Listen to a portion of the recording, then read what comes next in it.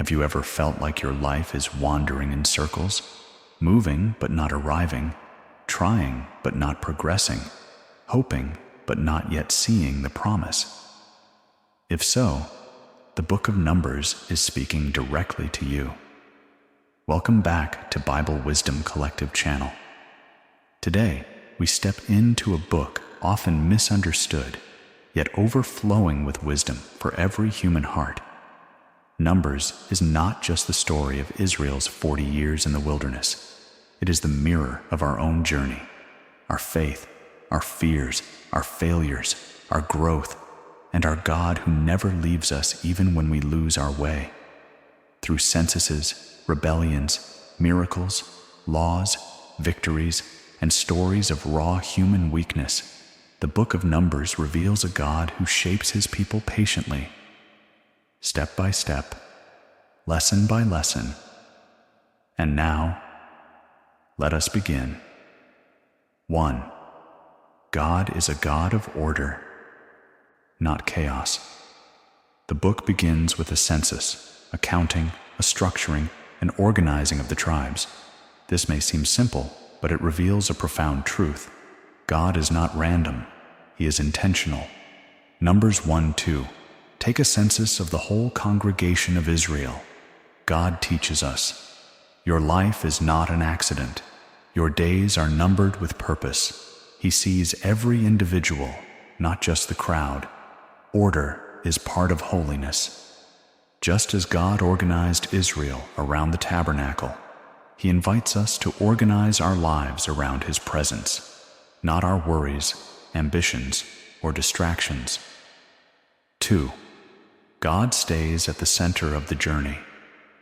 Israel camped with the tabernacle at the center and marched with God at the front. Numbers 2:17. The tent of meeting shall move out in the middle of the camps. God demonstrates. Life works when he is central. Confusion grows when we move him to the margins. Direction flows from his presence. Stability comes from keeping him first. When God is the center, wandering becomes purposeful. 3. God guides one step at a time. The cloud by day and fire by night are some of the most beautiful symbols in Scripture. Numbers 9:23. At the Lord's command they remained encamped, and at the Lord's command they set out. God teaches. Guidance comes in God's timing. Sometimes he says, wait, sometimes go. Delays are part of his design. The journey is as important as the destination. Faith is following even when we don't see the full path. 4. Complaining kills. Gratitude and clouds. Vision. Only 3 days into the journey, the people complain. Numbers 11:1. And the people complained in the hearing of the Lord. Complaining reveals forgetfulness of past blessings, distrust in God's presence, focus on discomfort instead of promise. God teaches us. Gratitude strengthens faith. Complaining weakens the soul. Perspective is spiritual power. Wilderness seasons don't destroy us. Complaining does. 5. God provides even when we doubt manna, quail, and water from rock. God provides again and again. Numbers 11:23. Is the Lord's arm too short? God teaches. His provision is constant. He supplies creatively and faithfully. Doubt does not stop his goodness. Needs are opportunities for trust. He is the God who makes a table in the wilderness. 6. Leadership is service, not status. Moses carries the weight of tired, complaining people. God responds by giving him 70 helpers. Numbers 11:17. I will take some of the Spirit on you and put it on them. God teaches. Leadership is shared, not hoarded. True leaders carry burdens. God empowers leaders through his Spirit. Humility is the mark of greatness. Moses' humility becomes the model. Leadership is sacrifice, not spotlight. 7. Doubt can block destiny. Faith opens the future. The spies return from Canaan. 10 bring fear, 2 bring faith. Numbers 13:30. We should go up and take possession of the land, for we can certainly do it. But the people choose fear over faith, and an entire generation loses the promised land. God teaches, fear distorts reality, unbelief destroys destiny. Faith is seeing with God's eyes. Only a courageous spirit enters promise. Joshua and Caleb remind us that faith is not optimism, it is obedience. 8. Rebellion begins in the heart. Before it appears in actions, Korah's rebellion is dramatic, but its root is subtle: pride and dissatisfaction. Numbers 16:3. You have gone too far. The whole community is holy. This moment teaches, jealousy poisons unity. Spiritual pride is dangerous.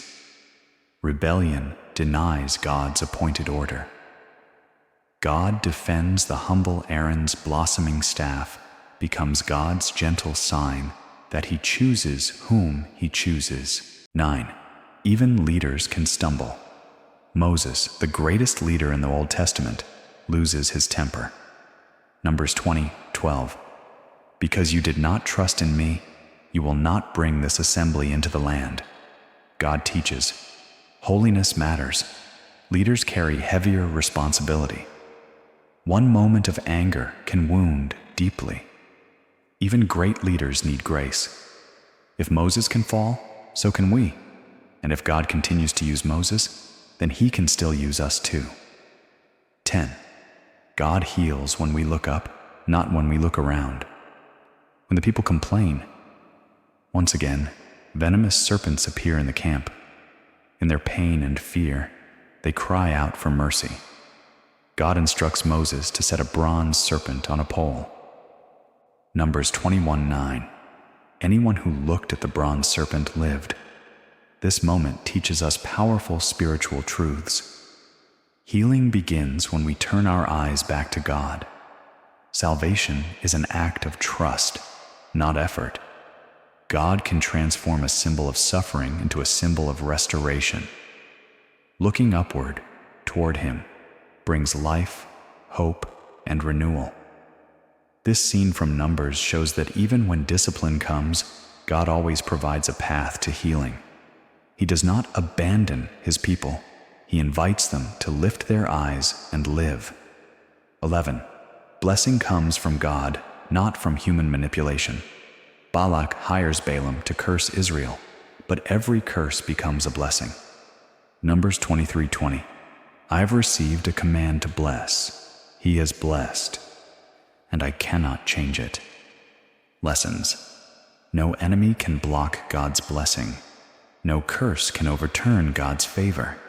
God defends his people even in unseen realms. Blessing flows from obedience. When God decides to bless you, no one can undo it. 12. God is faithful through generations. At the end of Numbers, a new census is taken. The old generation is gone. The new one rises.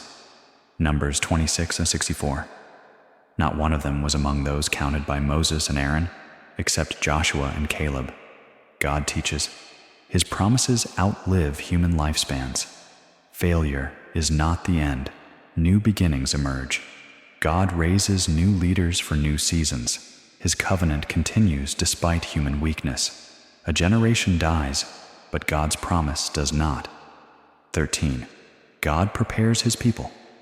Before giving the promise, before the people enter the land, God instructs them. Numbers 33:53. Take possession of the land and settle in it.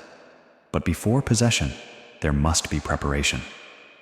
God teaches, promise requires readiness. Holiness prepares us for inheritance. God equips before he sends. Growth precedes blessing. The wilderness is the classroom that shapes us for destiny. 14. God's discipline comes from love, not rejection. Numbers is filled with correction, yet every correction guides the people toward life. Hebrews 12:6 echoes this spirit. The Lord disciplines the one he loves. Lessons. Discipline is protection. God corrects to restore. Consequences. Teach wisdom. Love is the root of every command. Wilderness discipline prepares the heart for promised blessings. 15. God is faithful. Even when we fail from rebellion to doubt to idolatry to fear, Israel fails repeatedly, yet God remains steady. Numbers 23:19. God is not human, that he should lie. Has he said, and will he not do it? This is the final message of Numbers. God keeps his word. God stays with his people. God finishes what he starts. Human failure cannot cancel divine faithfulness. The wilderness ends, but God's faithfulness does not. Conclusion. Numbers is the story of a God who never gives up on his people.